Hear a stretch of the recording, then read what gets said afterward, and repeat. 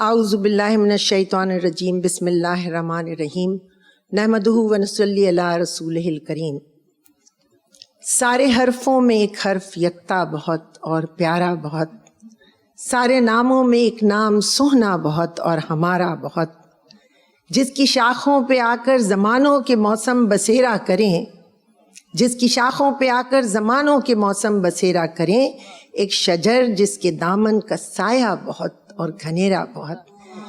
بے یقین راستوں پر سفر کرنے والے مسافر سنو، بے یقین راستوں پر سفر کرنے والے مسافر سنو، بے سہاروں کا ہے ایک سہارا بہت، کملی والا بہت۔ آج ہم نیٹ ورک کی طرف سے ہم اس نہایت متبرک اور مقدس محفل میں بیٹھے ہیں، درود و سلام کی صدائیں گونج رہی ہیں، اور ہم سب اللہ اور اس کے نبی سے گفتگو کرتے ہوئے نبی کریم صلی اللہ علیہ وآلہ وسلم پر اپنا نذرانہ عقیدت پیش کر رہے ہیں درود اور سلام کی صورت میں۔ اس یقین کے ساتھ ہم یہ درود پڑھ رہے ہیں اور سلام پیش کر رہے ہیں، اس تیقن کے ساتھ کر رہے ہیں کہ جیسے ہی ہم درود پڑھتے ہیں ویسے ہی اسے قبولیت کا درجہ مل جاتا ہے۔ یہ میں کیوں کہہ رہی ہوں؟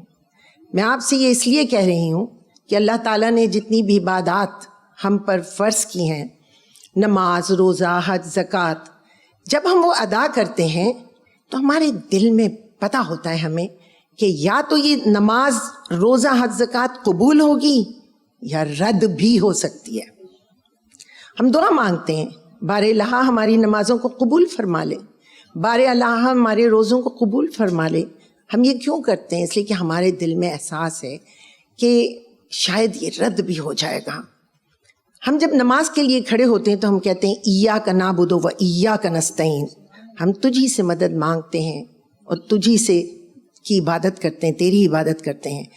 تو اس میں ہم اپنے آپ کو شامل کر رہے ہیں، میں تیری عبادت کر رہی ہوں، میں تجھ سے مدد مانگ رہی ہوں۔ جب ہم دعا مانگتے ہیں ربنا آتنا فی الدنیا، میں تجھ سے دعا مانگ رہی ہوں دنیا کی اور آخرت کی، تو ہماری جتنی بھی عبادات ہیں اس میں ہم خود شامل ہیں۔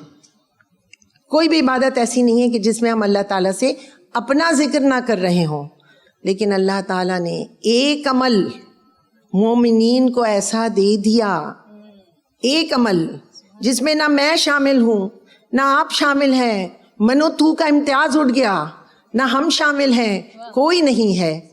ہم اپنے آپ کو نفی کرتے ہیں جب درود پاک پڑھتے ہیں، ہم مائنس ہو جاتے ہیں۔ ہم تو اللہ تعالیٰ سے درخواست کرتے ہیں، یہ ہماری ایک ریکویسٹ ہے کہ بار الہ اللہم صلی علی سیدنا مولانا محمد وعلی آل سیدنا مولانا محمد۔ کیا کہہ رہے ہیں ہم اللہ تعالیٰ سے درخواست کریں، اے رب العزت بار الہ تو اپنے نبی پر درود بھیج۔ اب آپ سوچیے ہم اس میں کہاں ہیں؟ اللہ تعالیٰ اپنے نبی پر درود بھیجتا ہے، اس کے سارے فرشتے اپنے نبی پر درود بھیجتے ہیں، اور اسی لیے یہ درود جیسے ہی ہم پڑھتے ہیں وہ ادائیگی کی منزل تک پہنچ جاتا ہے، وہ قبولیت کے درجے تک پہنچ جاتا ہے اور اسی وقت قبول ہو جاتا ہے۔ اور اسی لیے نبی کریم صلی اللہ علیہ وسلم نے فرمایا جو میرا امتی مجھ پر ایک درود بھیجتا ہے اس پر فرشتے 10 مرتبہ درود بھیجتے ہیں۔ کمال کی بات ہے، آپ نے کیا اپنا بینک الاؤنس بڑھایا ہے؟ آپ نے ابھی جمع کیا، وہاں سے 10 گنا آپ کو مل گیا۔ تو آئیے ہم درود پڑھتے ہیں، درود تاج پڑھتی ہوں، آپ میرے ساتھ پڑھیں۔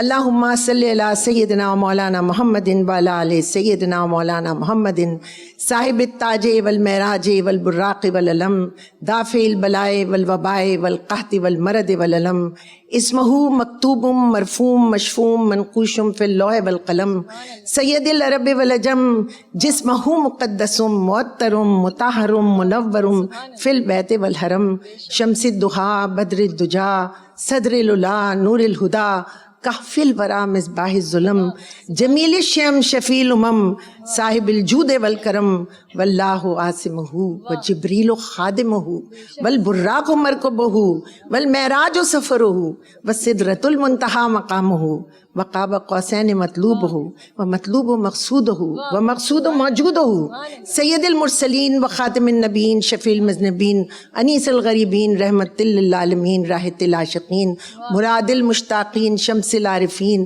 سراج السالکین مصباح المقربین محب الفقراء والغرباء والمساکین سید الثقلین نبی الحرمین امام القبلتین وسیلتنا فی الدارین صاحب قاب قوسین محبوب رب المشرقین و رب المغربین جد الحسن والحسین مولانا مولا الثقلین ابی القاسم محمد بن عبداللہ نور من نور اللہ یا ایھا المشتاقون بنور جمالہ صلوا علیہ وآلہ واصحابہ وسلموا تسلیما.